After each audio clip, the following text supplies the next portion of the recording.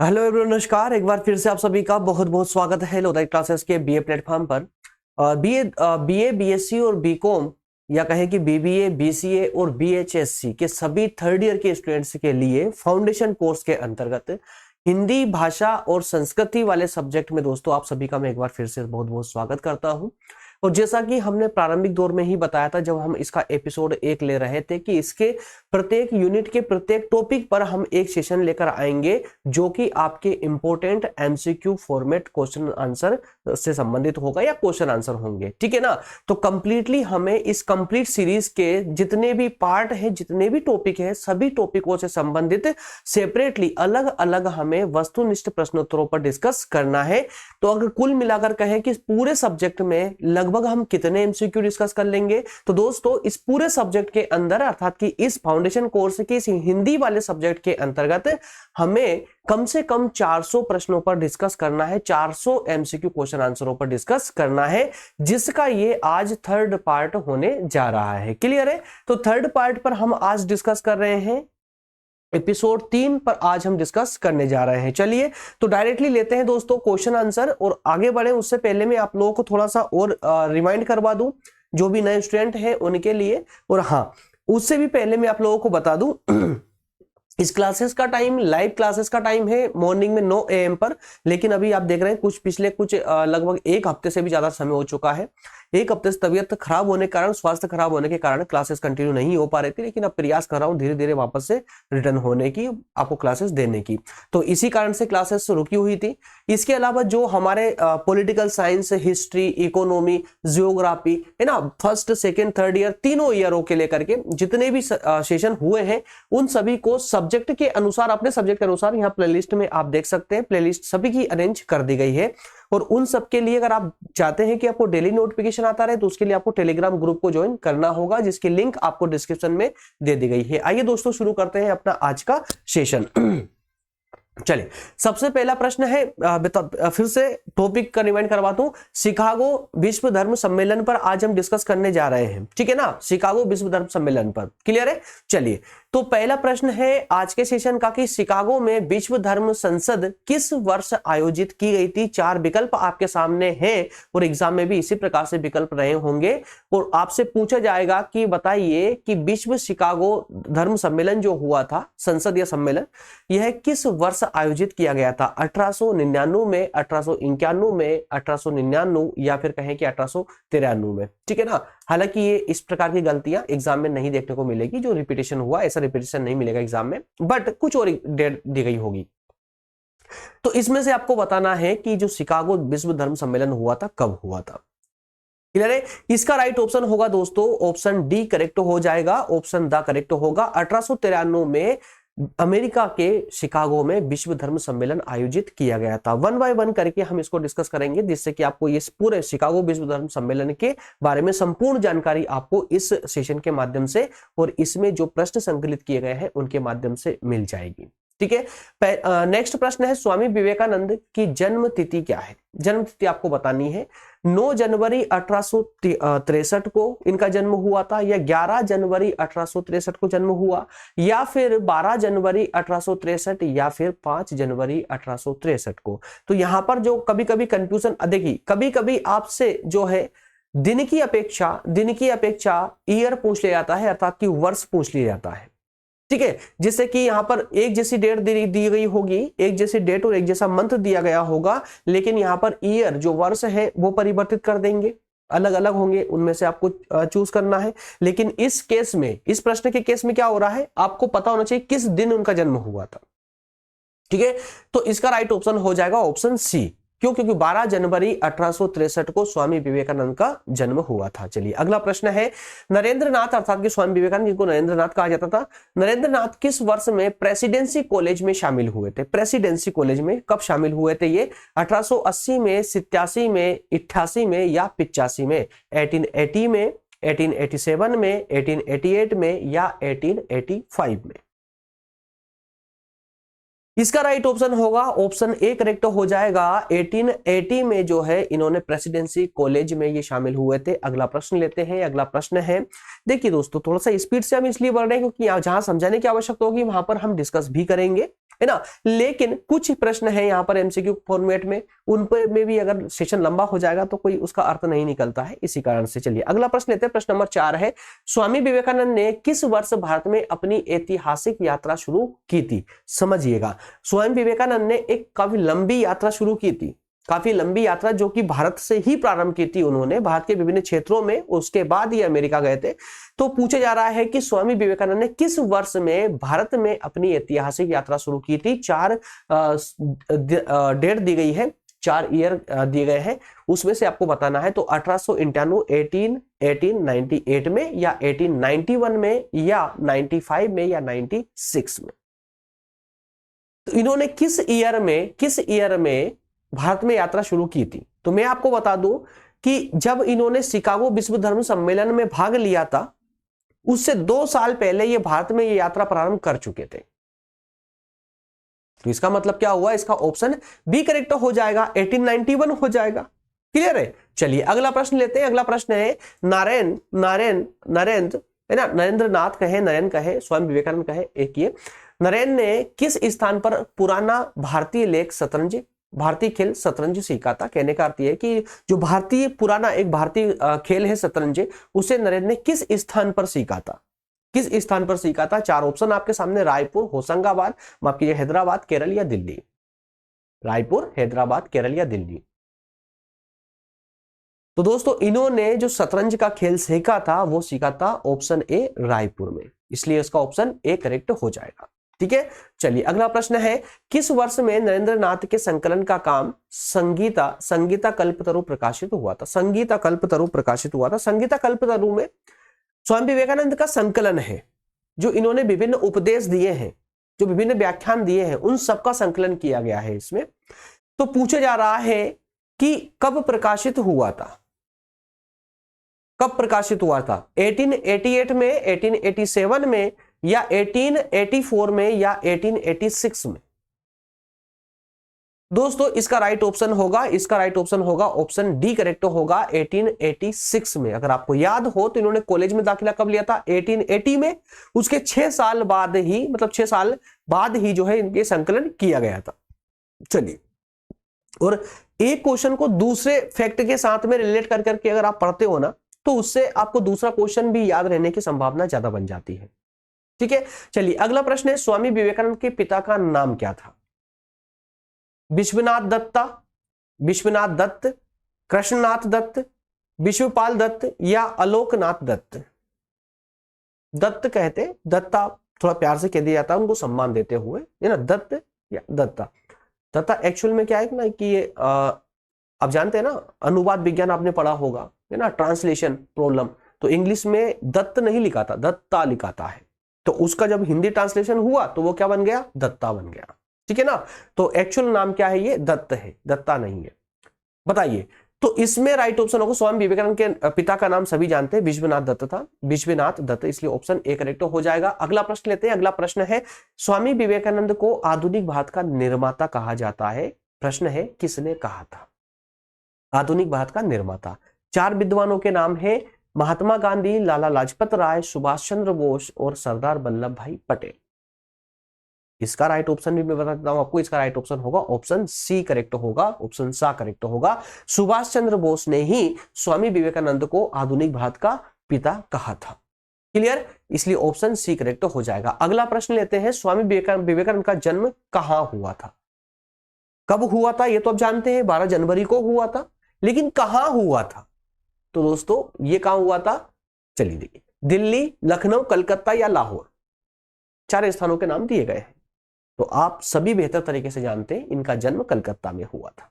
ठीक है ना, कलकत्ता में इनका जन्म हुआ था। ऑप्शन सी करेक्ट हो, D correct, option D correct हो रहा है यहां पर। देखिए दोस्तों थोड़ा मिसप्रिंट पर ध्यान दीजिएगा, ठीक है ना, ये क्रम थोड़ा सा बिगड़ चुका है, ये डी उठकर इधर आ चुका है और सी भाई साहब इधर खिसक गए हैं, है ना, तो ज्यादा माइंड ना करें, ऑप्शन पर ध्यान दें। ठीक है, चलिए अगला प्रश्न है, स्वामी विवेकानंद ने बेलूर मठ की स्थापना कब की थी? बेलूर मठ की स्थापना, तो बेलूर मठ कहां पर है पहले इसको जान लीजिए आप। बेलूर मठ कहां पर है दोस्तों? तो ये पश्चिम बंगाल में ये मठ है, आज भी है। पश्चिम बंगाल में ये मठ है, बेलूर मठ के नाम से ही आज भी चल रहा है ये। तो बेलूर मठ की स्थापना कब की थी, पूछा जा रहा है कब की थी। 1898 में की थी, 1893 में की थी, 1896 में या 1895 में। इसका राइट ऑप्शन हो जाएगा ऑप्शन ए करेक्ट होगा। 1891 में ही इन्होंने वेलूर मठ की स्थापना की थी। अगला प्रश्न लेते हैं। अगला प्रश्न है रामकृष्ण मिशन के संस्थापक कौन है? तो भैया रामकृष्ण मिशन के संस्थापक कौन है? स्वामी विवेकानंद है, हम सभी जानते हैं। ऑप्शन बी इसका करेक्ट हो जाएगा। अगला प्रश्न लेते हैं।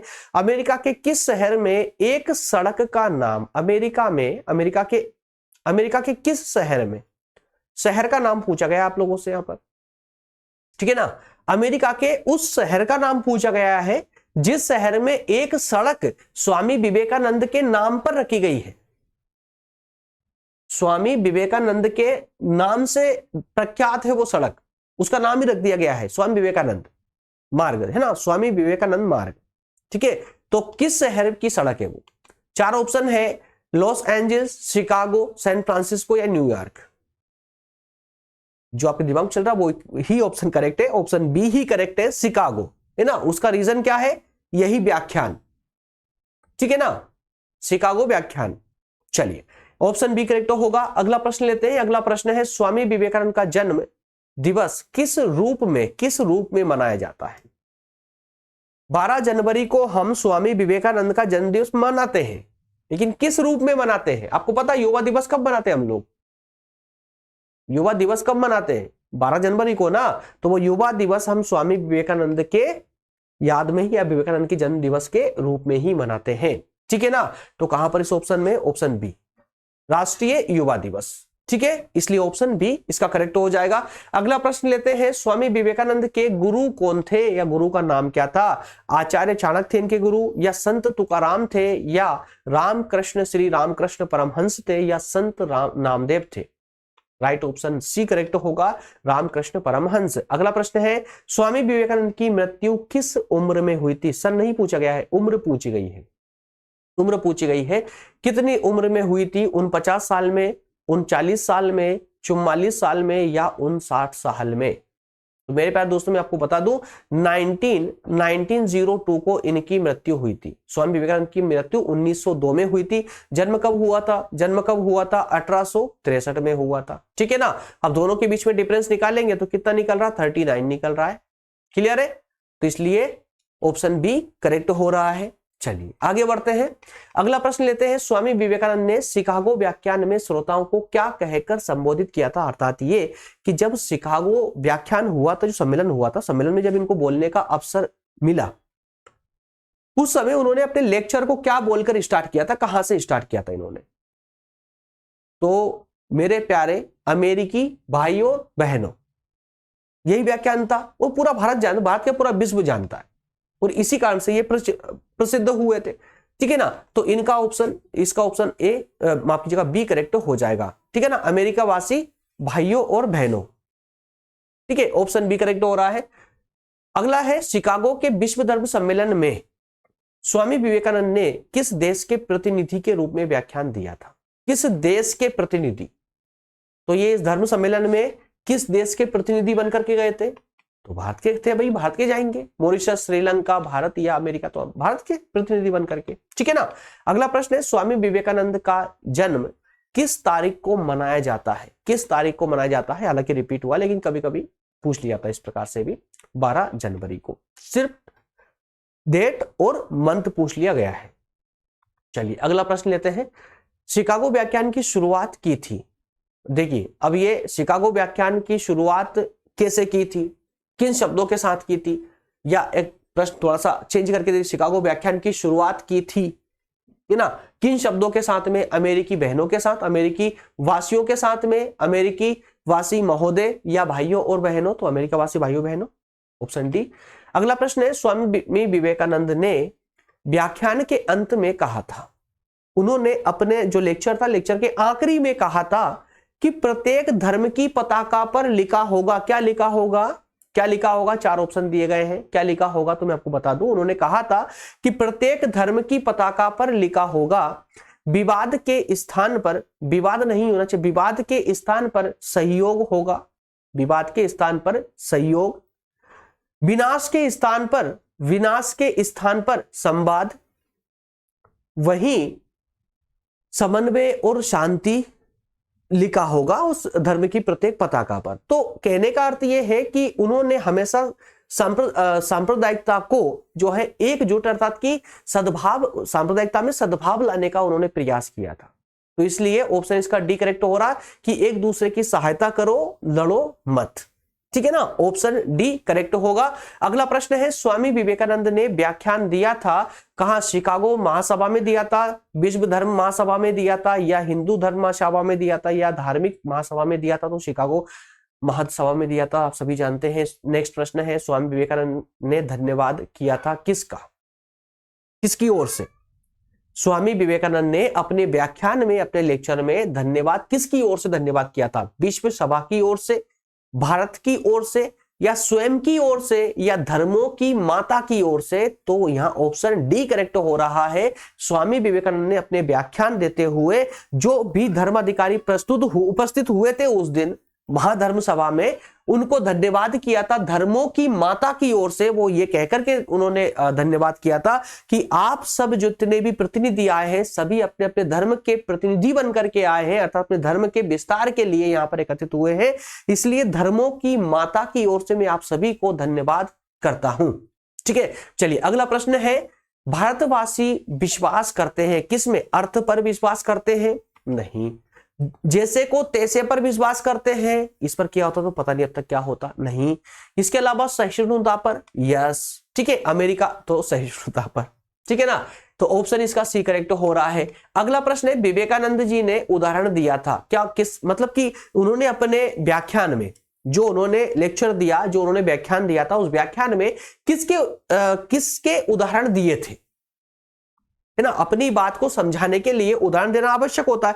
तो किसके उदाहरण लिए थे, कहां से लिए थे उदाहरण? तो उन्होंने गीता से लिए थे उदाहरण, ना उपनिषदों से, ना पुराण से, ना वेदों से। कहां से? गीता के उदाहरण उन्होंने दिए थे। चलिए अगला प्रश्न लेते हैं। अगला प्रश्न है, लोग भिन्न भिन्न मार्ग द्वारा प्रयत्न करते हुए अंत में आते हैं। तो लोग पूरी तरह भटकने के बाद में आखिर में कहां आते हैं वो बताया गया है। प्रभु की ओर आते हैं, विवेकानंद जी की ओर आते हैं, गुरु की ओर आते हैं, या सम्मेलन की ओर आते हैं? तो वे प्रभु की ओर आते हैं, और ये सत्य भी है। सभी लोग अंत में एक ही स्थान पर ही पहुंचते हैं, प्रभु की ओर। चलिए अगला प्रश्न है, शुद्धता, पवित्रता, दयाशीलता किसी एक एकांतिक संपत्ति नहीं है। किसी की एकांतिक संपत्ति नहीं है। चार ऑप्शन ने, किसी देश की एकांतिक संपत्ति नहीं है, या किसी धर्म की, या संप्रदाय की, या व्यक्ति की? तो यहां राइट ऑप्शन होगा, ऑप्शन सी करेक्ट होगा, संप्रदाय। किसी संप्रदाय की शुद्धता, पवित्रता और दयाशीलता किसी संप्रदाय की संपत्ति नहीं है, एकांतिक संपत्ति नहीं है। ठीक है ना, चलिए इसी के साथ में आज हमने 26 क्वेश्चनों पर डिस्कशन किया है दोस्तों। अगले एपिसोड में, एपिसोड नंबर 4 में हम बात करेंगे आंगन का पंछी, और आंगन का इस पंछी वाले इस कविता के से संबंधित जितने भी वस्तुनिष्ठ प्रश्नोत्तर होंगे उन पर हम डिस्कस करेंगे वन बाय वन करके, और डेली सेशन में लेने का प्रयास करूंगा। सेम टाइम पर आपको सेशन लेने का मैं पूरा प्रयास करूंगा। ओके फ्रेंड्स, और हाँ मैं फिर से एक बार फिर रिपीट कर दूं जिन्होंने बाद में ज्वाइन किया क्लासेस को, दोस्तों स्वास्थ्य खराब होने के कारण आपकी क्लासेस अभी बीच में रुकी हुई है। स्वास्थ्य जैसे ही ठीक होगा, जैसे ही पूरी तरह ठीक हो जाएगा, है ना, आपकी सभी क्लासेस जो डेली 4 क्लासेस आपको प्रोवाइड की जाती थी वो सारी क्लासेस आपको मिलना प्रारंभ हो जाएगी। स्वास्थ्य इतना मजबूत अभी नहीं है कि मैं आपसे 2 क्लास भी नहीं, यार 1 लेक्चर हुआ ना, इसी में मैं जानता हूं कि कंडीशन अब क्या हो चुकी है ना, तो प्रयास में पूरा कर रहा हूं, धीरे धीरे इंप्रूवमेंट हो रहा है। उसी के साथ में आपके सभी क्लासेस फिर से कंटिन्यू कर दूंगा। ओके फ्रेंड्स, मिलेंगे अगले सेशन में। आप सभी का बहुत बहुत धन्यवाद आगे तक बने रहने के लिए। Thank you so much.